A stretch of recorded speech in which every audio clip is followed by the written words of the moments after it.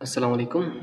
This is Mohammad Arsalan and आज हम ये सीखेंगे कि हमारे इंट्रोडक्शन का जो सेकंड पार्ट है which was transitional sentences and उसके बाद आउटलाइन ओवरव्यू जो कि आपके इंट्रोडक्शन का होता है वो कैसे लिखते हैं। हमने अपने फर्स्ट लेक्चर में ये बात सीखी थी कि इंट्रोडक्शन के 3 स्पेसिफिक पार्ट्स होते हैं, उनकी स्पेसिफिक प्लेस होती है, वो इंटरचेंज नहीं होते unless we are talking about thesis statement. And again मैंने आपसे ये भी कहा था कि थीसिस स्टेटमेंट की जब लेक्चर की बात आएगी तो मैं उसमें आपको ये ज़रूर बताऊंगा कि उसको हमने बीच में या ऊपर जो है वो क्यों नहीं लिखना, उसे हमने लास्ट में ही क्यों प्लेस करना है। अब जो हमारा सेकंड पार्ट है जिसके अंदर हम अपनी आउटलाइन के मेजर आर्ग्यूमेंट्स को मेंशन करते हैं, मैंने ऐसे major arguments what I do mean is कि हम अपनी आउटलाइन के हर आर्ग्यूमेंट को तब मेंशन नहीं करते जब हमारे पास एक एस्से लॉन्ग होता है, जब हमने 2500 से 3000 वर्ड्स का एस्से लिखना होता है, जब हम CSS का एस्से लिखते हैं, क्योंकि उसमें क्या होता है कि आपके पास इजीली 15 से 16 पैराग्राफ होते हैं मिनिमम। भी अगर आप पैराग्राफ बनाएं तो 13 से 14 तो कहीं नहीं गए। तो आप अपने इंट्रोडक्शन में मेजर थीम्स ले लेते हैं, आप पॉलिटिकल थीम ले लेते हैं, अगर अगेन आपका टॉपिक इजाज़त देता है। आप जो है वो सोशल थीम ले लेते हैं, आप रिलीजियस चीज़ें उसमें लिख सकते हैं। शॉर्ट एस्से में यह होता है कि वो आपसे स्पेसिफिकली एक या दो चीज़ें ही पूछता है एंड आप जो पैराग्राफ बिल्ड करते हैं वो भी मुश्किल से 3 या 4 या बहुत भी हुआ तो 5 हेडिंग्स होती हैं। मैं इंट्रोडक्शन एंड कंक्लूजन के अलावा बता रहा हूँ। एंड क्योंकि यहाँ पे आप जो है वो ज़्यादा बैकग्राउंड की तरफ नहीं जाते, आप चीज़ों को ज़्यादा एक्सप्लेन नहीं करते, आपने बड़ा कंसाइज रखना होता है, तो यहाँ पे मेजॉरिटी ऑफ द टाइम क्या करते हैं कि आप अपनी सारी हेडिंग्स को, जो भी आपके मेजर आर्ग्यूमेंट्स होते हैं, आप इनको एज इट इज़ लिख देते हैं अपने आउटलाइन के सेकेंड पोर्शन में, जो कि आपका मिडल पार्ट होता है। देयर आर सर्टन थिंग्स जो कि आपको माइंड में रखनी होंगी while you are writing this part of your introduction. सबसे पहली चीज़ ये कि इंट्रोडक्शन में इवन दो आपके पास लॉन्ग एसेज में ये थोड़ा बहुत स्पेस होता है कि आप अपनी चीज़ों को थोड़ा सा ज़्यादा डिटेल में भी मेंशन करेंगे तो इतना इशू नहीं होगा।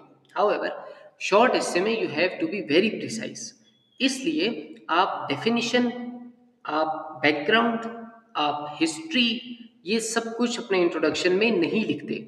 मैं अपने CSS के एसे में भी ये सब कुछ नहीं लिखता। अगर मुझे ये फील हो, जैसे मैंने आपसे पहले भी कहा कि मैं प्रोवर्बियल एसे जो है वो अपने CSS के या PCS के एसेज में अटेम्प्ट करता रहा हूँ।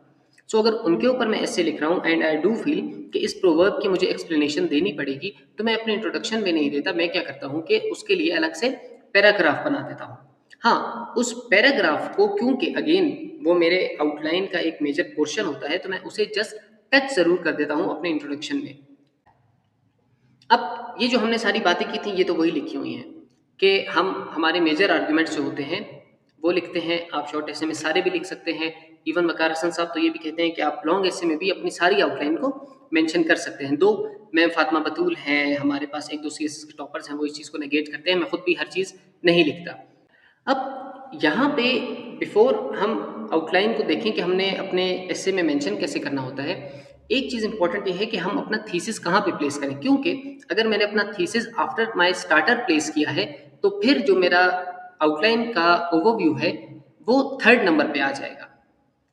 वकार हसन साहब ये कहते हैं कि जैसे ही आपने अपना स्टार्टर दे दिया, जैसे हमने पिछले लेक्चर में देखा भी था, उसके बाद आप ये कर सकते हैं कि आप डायरेक्टली अपना थीसिस प्लेस कर दें। हाउएवर मुरीद जासरा साहब का ये कहना है, जैसे मैंने यहाँ पे लिखा भी है, कि जो एसए की रूल बुक है, जो कि अगेन FPSC के रूल्स हैं, वो ये कहते हैं कि आपका थीसिस जो है वो लास्ट में ही आना चाहिए। ये अलाउ नहीं है, ग्रामेटिकली इनकरेक्ट होगा, एसए के स्ट्रक्चर को मद्देनजर रखते हुए ये इनकरेक्ट होगा अगर आप अपना थीसिस जो है वो पहले लिखें। मैं क्योंकि इन दोनों को सामने रख के एक ओपिनियन बिल्ड कर रहा हूँ, तो मैं क्या करता हूँ कि मैं थीसिस लिखता एंड में ही हूँ, इसलिए क्योंकि जो मेरा थीसिस होता है वो मेरे इंट्रोडक्शन के पैराग्राफ के कंक्लूडिंग स्टेटमेंट की तरह भी काम करता है। ठीक है, इसको हम कहते हैं कंक्लूडिंग स्टेटमेंट।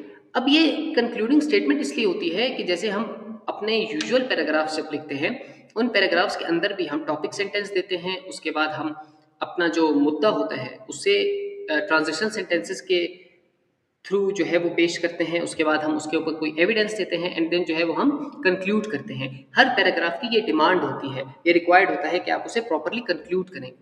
इंट्रोडक्शन के अंदर आपकी जो कंक्लूडिंग स्टेटमेंट होती है वो थीसिस बन जाती है। अगर आप थीसिस को ऊपर की तरफ शिफ्ट करेंगे तो होगा ये कि आपको अगेन 2 से 3 सेंटेंसेस अपनी आउटलाइन ओवरव्यू के बाद नीचे लिखने पड़ेंगे।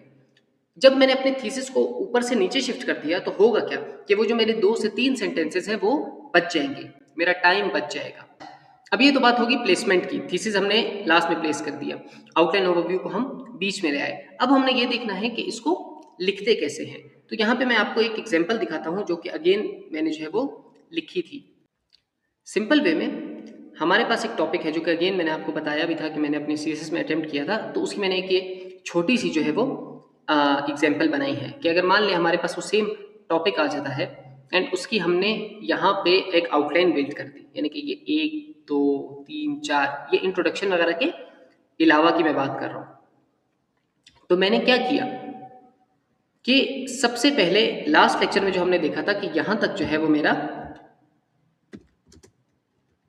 स्टार्टर आ रहा था जिसके अंदर हमने एक एनेक्डोट यूज किया था। अब उसके बाद ये जो the quotation better to rule in hell than to serve in heaven means that some individuals prefer power and authority in a difficult or even morally negative position rather than living in a state of submission. ये एक sentence and यहाँ से लेके यहाँ तक ये जो दूसरा सेंटेंस है ये जो मैंने हाईलाइट किया हुआ है ये हमारे ट्रांजिशनल सेंटेंसेस हैं। ये हमारी स्मॉल टॉक होती है। आप डायरेक्टली ये नहीं कर सकते कि आपने स्टार्टर लिखा उसके बाद यू जंप कहाँ पे अपने सेकंड पार्ट पे, देन आपने वो मेंशन किया एंड उसके बाद डायरेक्टली आप जंप करते हैं अपने थर्ड पार्ट के ऊपर। बीच में आपको कुछ कुशंस प्लेस करने पड़ते हैं ताकि आपकी जो गाड़ी है, आपका जो एस्से है वो स्मूथ रहे, कनेक्टिविटी बरकरार रहे, स्पीड ब्रेकर वाली फील ना आए। ठीक है, उसके लिए हम ये ट्रांजिशनल सेंटेंसेस लिखते हैं। अब ये ट्रांजिशनल सेंटेंसेस जो है ये एक्सप्लेनेशन की भी सूरत में हो सकता है। जैसे मैंने आपसे कहा था कि एक्सप्लेन करना, हिस्ट्री को टच करना ये ऑप्शनल होता है, ये कोर नहीं होता। इसलिए मैंने क्या किया कि इसको हल्का सा मैंने टच कर दिया। अच्छा, उसके बाद मैंने क्या किया कि यहाँ से लेके यहाँ तक जहाँ पे मैंने सेटन का जिक्र किया है कि कैसे उसने एम्बॉडी किया था इस कोटेशन को, उसके बाद मैंने इस्लामिक हिस्ट्री का जिक्र किया, देन मैंने यहाँ पे पॉलिटिकल सेगमेंट का जिक्र किया जो कि हमारे पास पास्ट में थे, जो हमारे पास प्रेजेंट में है। जैसे हमारे पास आजकल इसराइल में नेतन्याहू है, हमारे पास ट्रंप है, हमारे पास चाइनीज गवर्नमेंट है, हमारे पास सूडान में है, हमारे पास पास्ट में अगर हम जाए तो हमारे पास मेटरनिक है, हमारे पास जो है वो नेपोलियन किसी हद तक आ जाता है, हमारे पास हिटलर है, मुसलिनी आ जाते हैं। तो ये सारी चीज़ें अगर आप देखेंगे, हमारे पास यजीद भी है जैसे यहाँ पे मैंने इस्लामिक हिस्ट्री में लिखा है। सो इस कोटेशन के जो मेजर आर्ग्यूमेंट्स मैंने लिखे थे, जो अगेन मैं आपको दिखा देता हूँ यहाँ पे, कि ये जो 3 चीज़ें थी, इन्हीं 3 चीज़ों को मैंने यहाँ पे मेंशन किया है। इसके बाहर मैंने कुछ भी नहीं लिखा एंड ये होता है मेरा आउटलाइन का ओवरव्यू। अच्छा, नाउ आउटलाइन ओवरव्यू लिखते हुए आपको इस चीज़ की परेशानी बिल्कुल ना हो कि अगर एक हेडिंग मेरी चौथे नंबर पे आ रही है जो कि मैंने आउटलाइन में लिखी है एंड आउटलाइन ओवरव्यू लिखते हुए इंट्रोडक्शन का अगर मैंने उसको पहले भी लिख दिया तो ये इशू पैदा करेगा। ऐसा नहीं होगा, आपने अपने मेजर आर्ग्यूमेंट्स लिखने होते हैं। जैसे मैंने यहाँ पे कहा कि पॉलिटिकल सेगमेंट्स, मैंने जब अपना सीएसएस कैसे लिखा था तो इसके अंदर मैंने ये सारी चीज़ें मेंशन की थी इन पर्सनैलिटीज़ के नाम कि कैसे इन्होंने जो है वो एम्बॉडी किया था। जैसे आजकल मोदी भी है, यहाँ पे मैंने नहीं किया, मैंने सिर्फ एक बड़ा सा गोल सेट किया एंड उसके बाद पॉलिटिकल सेगमेंट करके उसे कह दिया कि इसके अंदर मैं एक पैराग्राफ में कई सारी पर्सनैलिटीज़ को मेंशन कर सकता हूँ। सो यहाँ पे आपने सिंपली इन 3 से 4 सेंटेंसेस में अपनी आउटलाइन के मेजर आर्ग्यूमेंट्स को एज इट इज़ लिख लेना है जो कि आपकी आउटलाइन के यहाँ पे लिखे होते हैं। इससे ज़्यादा आउटलाइन के ओवरव्यू का कोई काम नहीं होता, specially when you are writing a small essay. अगर आपके पास 3 हेडिंग्स हैं, आप उन 3 हेडिंग्स को एज इट इज़ लिख लें। एक और एग्जाम्पल देख लेते हैं, बात और क्लियर हो जाए। अब solutions to climate change in Pakistan, बड़ा इजी सा टॉपिक है। इसकी जो है वो हमने यहाँ पे एक आउटलाइन बना दी है। यहाँ पे ऑफकोर्स कंक्लूजन आता है, वो हमने नहीं लिखा हुआ। अब यहाँ पे जो मैंने आपको पिछले लेक्चर में एनेक्डोट का कहा था, जो हमारी एक सीएसपी हैं उन्होंने लिखा था, तो ये हमारे पास वो स्टार्टर आ गया कि कैसे एक वीडियो सरफेस हुई थी एक माँ की जो कि अपने नेक तक ड्राउंड थी फ्लड वाटर में एंड वो अपने बच्चे को एक बकेट में लेके जा रही थी। ये हमारे पास स्टार्टर आ गया। उसके बाद हमारे पास ये यहाँ से लेके यहाँ तक एक ट्रांजिशन सेंटेंस है। क्यों? क्योंकि हमारी यहाँ पे जो बात थी वो वैसे ही बहुत जनरल थी। So what I did was कि मैंने सिर्फ एक सेंटेंस लिखा, एंड वो सेंटेंस क्या है? Climate change is real and it is the biggest threat to Pakistan in the 21st century. अब ये जो मेरा क्लाइमेट चेंज का टॉपिक था, अगेन हमने पिछली आउटलाइन में भी देखा कि ये सेकेंडरी हेडिंग है, ये प्राइमरी हेडिंग नहीं है, ये सेकेंडरी हेडिंग है। एंड सेकेंडरी हेडिंग को मैंने सिर्फ एक सेंटेंस में एज अ ट्रांजिशन यूज किया अपने मेन टॉपिक की तरफ। वो मेन टॉपिक क्या था? सॉल्यूशंस। हमने सॉल्यूशंस पे मेन बात करनी है। एंड यहाँ पे आप देखें कि हमारी चार जो मेजर हेडिंग्स हैं, ये प्राइमरी हेडिंग्स जो हैं वो हमारी चार है। एंड उन्हीं चार को हमने नीचे आके एज इट इज लिख लिया कि the massive floods of 2010 and 2022, the glacier lake outburst floods in the northern areas, the unusual rainfall वगैरह वगैरह वगैरह वगैरह, ये सारी हमारी आउटलाइन ओवरव्यू ही है। इन यहाँ से लेके यहाँ तक आपको कोई भी ऐसी बात नहीं नजर आएगी जो कि ऑलरेडी इन चार चीज़ों में मेंशन नहीं है।